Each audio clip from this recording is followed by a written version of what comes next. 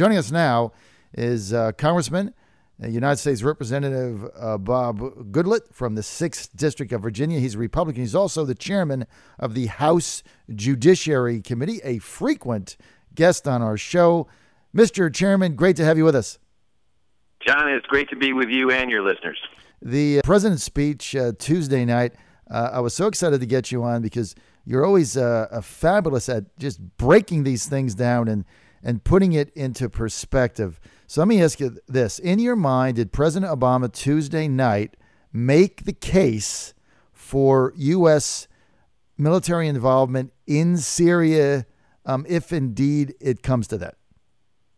No, I don't think he did. And this is obviously a serious problem. We shouldn't minimize in any way the horrific use of sarin gas, of chemical weapons in Syria.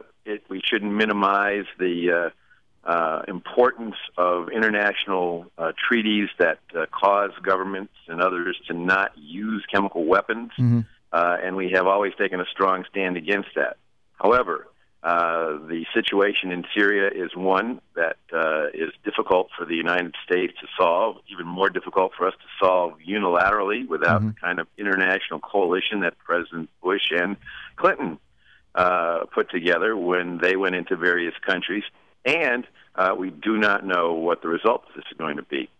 Further, the point of firing cruise missiles or making drone attacks on targets in Syria as a result of this chemical weapon, ostensibly based on the president's statement to punish the Syrians for killing innocent people, runs the great risk that, as we know, when we have done drone attacks for very legitimate reasons in wars that we have been engaged in, there's collateral damage. There's civilian casualties. So if we say we're going to punish you for using chemical weapons, and the end result of that is that we kill civilians ourselves, we have not advanced that moral argument. In fact, we may have hurt ourselves and the argument in doing so. So I think the president was right. I think he was pushed to come to the Congress for authorization. When people started saying he should consult with the Congress, I said, no, we should go further than that. He should be authorized to do this. He did not do it in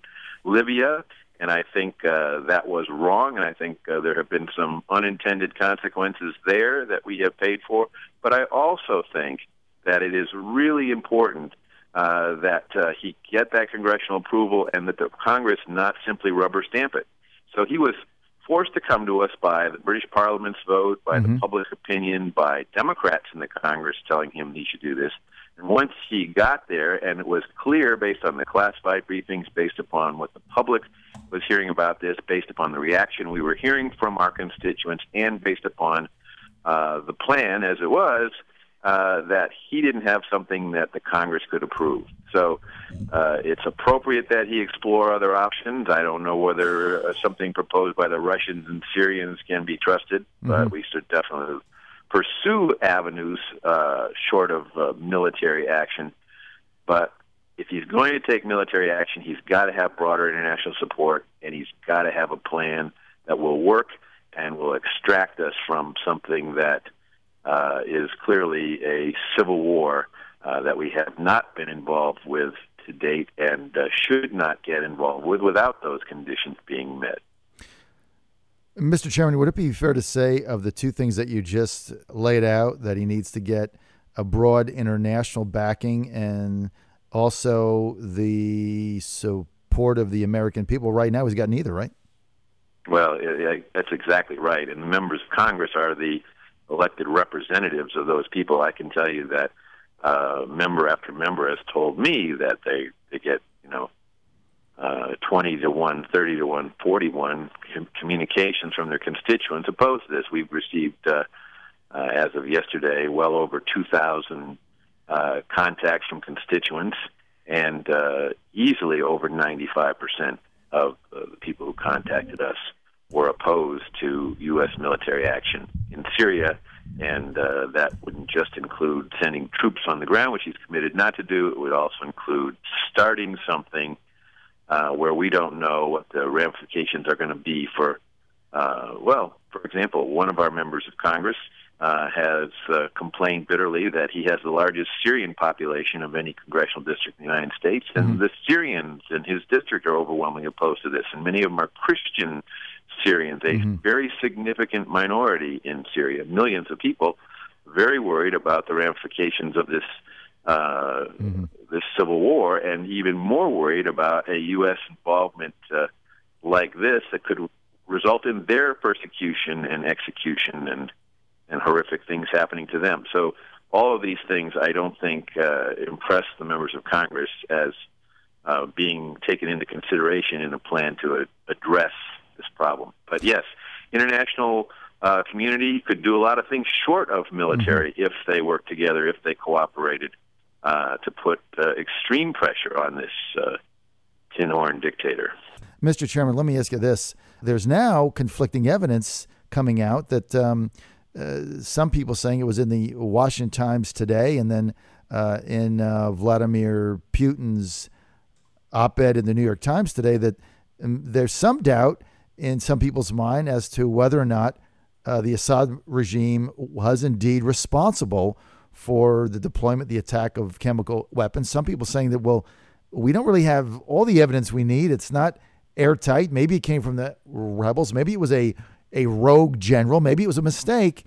Have you seen any evidence that might lead you to believe that we're not 100% positive that Assad was even behind this? Yeah, well, first of all, I don't think we are 100% positive, but I do think the evidence is overwhelming as I've seen it, as I've heard information in these classified briefings and other information received. The evidence of where the primarily artillery shells came from and where they went, and then information regarding communications within the Assad regime would point strongly toward this being an action that they have taken. And by the way, it's not the first time that they've been accused of this. There have been several times that this has occurred. This one, apparently the worst by far in terms of the children killed and a total of maybe 1,400 or more people killed. But it's absolutely true that we do not have an absolute answer, a smoking gun, a smoking artillery cannon, for example, to point to. But definitely very, very conclusive evidence that chemical weapons were used, and the extremely high likelihood that they came from areas controlled by the regime and delivered by things that one would presume the regime would be the only ones to have in those areas. But again, I wouldn't rest my decision here on that basis. I would rest my decision on what the role of the United States is in this, and if we are a world leader, and if we are, as the President says, not the world's policeman, then the world leader has to lead an international community with strong public support behind it to take appropriate measures that will result in a change of behavior and elimination or gathering up or whatever of these weapons, and not see major negative consequences from having undertaken the whole thing. And that's what I think members of Congress on both sides of the aisle were concerned about, couldn't bring themselves to say, yes, this is a plan that has that kind of support and that would work. Final question. If indeed negotiations led by the Russians now break down, Obama goes to Congress, I don't think he's going to carry a majority.